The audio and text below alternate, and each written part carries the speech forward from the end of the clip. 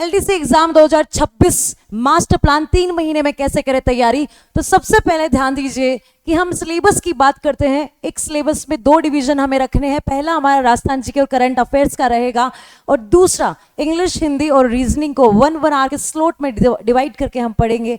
एक चीज याद रखिएगा, जब भी हम टारगेट को बहुत बड़ा सेट करते हैं ना, तो गोल अचीव करने में बहुत मुश्किलें आती है और हम कंसिस्टेंसी भी नहीं रख पाते हैं। कंसिस्टेंसी को बरकरार रखने के लिए हमें क्या करना चाहिए, गोल को बहुत ही छोटा सेट करना चाहिए। वीकली अपने टारगेट सेट कीजिए।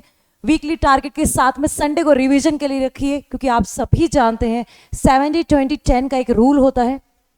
70% आपके कॉन्सेप्ट्स रहेंगे, 20% आपके प्रीवियस ईयर क्वेश्चंस रहेंगे और 10% आपका रिवीजन रहेगा, क्योंकि revision is the mother of all learning. Revision के बिना पढ़ाई जैसे बिना नींव के मकान।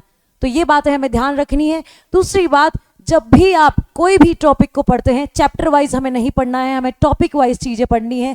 जब भी आप कोई टॉपिक को पढ़ते हैं तो उस टॉपिक को पढ़ने के जस्ट बाद में 20-30 क्वेश्चंस हमें प्रीवियस ईयर क्वेश्चंस में से सॉल्व करने हैं।